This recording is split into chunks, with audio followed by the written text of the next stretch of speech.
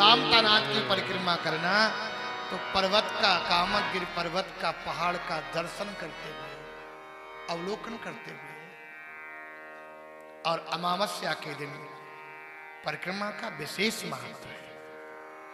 अमावस्या को विशेष तो हमेशा ही है, लेकिन विशेष अमावस्या को क्यों परिक्रमा की जाती है?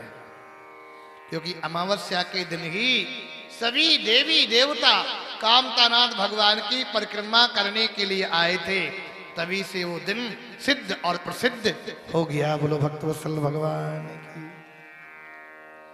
कामतानाथ में अपनी मन्नत मानना,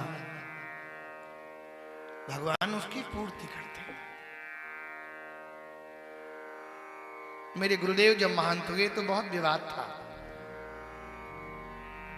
फिर महाराज जी ने कामतानाथ पर एक पर्ची डाली थी कि अगर अपने एक सेवा के योग्य रखना तो रखना, नहीं मुझे। तो पर्ची उठाई तो पर्ची जिस पर रहना है, रहने वाली पर्ची निकली थी, ना रहने वाली उठी नहीं थी। सिद्ध दरबार है कामतानाथ का। एक से एक चमत्कार वहां पर है। एक सुरागौ स्थान है। ये बेटी गई थी श्वेता, मैंने इसे सुरागौ का स्थान दर्शन कराया था, जहां से कामधेनु गाय निकलती थी। वो आज स्थान कामतानाथ में है। और वो गाय ग्वाला चराता था, तो उसने कहा कि ये गाय किसकी है, चराई नहीं मिलती है। तो पीछा करते गया, करते करते तो वो गाय उसी पर्वत में समाहित हो गई थी। इसलिए उस नाम का, उस जगह का नाम पड़ा सुरागौ। अब तुम आना, फिर दिखाएंगे। तुम भीड़ भाड़ में आती। हाँ, हमारी सीता कह रही है बहन कि हमको नहीं दिखाया।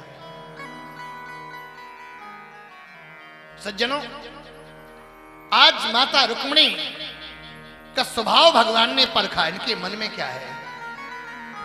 और कहने लगे तुमने मेरे साथ में ब्याह बेकार में कर लियो, तुम्हें नहीं करना था। अरे मैं तो ग्वाला, गाय चराने वाला ग्वाला हूं। अरे काला हूं, कलुटा हूं। तुमने शिशुपाल के साथ में ब्याह करना था। अरे वो राजा है, सम्राट है। साधु संत मेरा ऐसे ही गाते रहते हैं झूठ मूठ का। रघुपति राघव राजा राम, पतित पावन सीताराम कहते जा रहे और रुक्मिणी का चेहरा देखते जा रहे। और कहते कहते भगवान ने यहां तक कह दिया कि अगर चाहो तो अब भी कर सकती हो। कब कहा? जब पुत्र हो गए। माता रुक्मिणी धड़ाम से गिर पड़ी जमीन पर। भगवान ने चार भुजा लेके धारण कर लिया। रुक्मिणी से कहा, रुक्मिणी ने जो उत्तर दिए, प्रभु आप तो परमात्मा हैं, मैं तो प्रकृति हूं।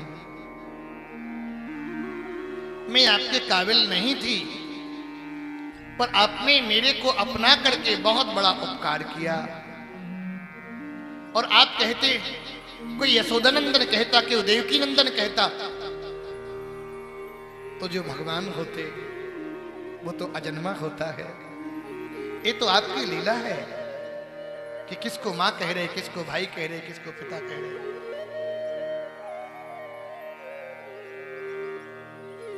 इसलिए भगवान ने उनको समझाया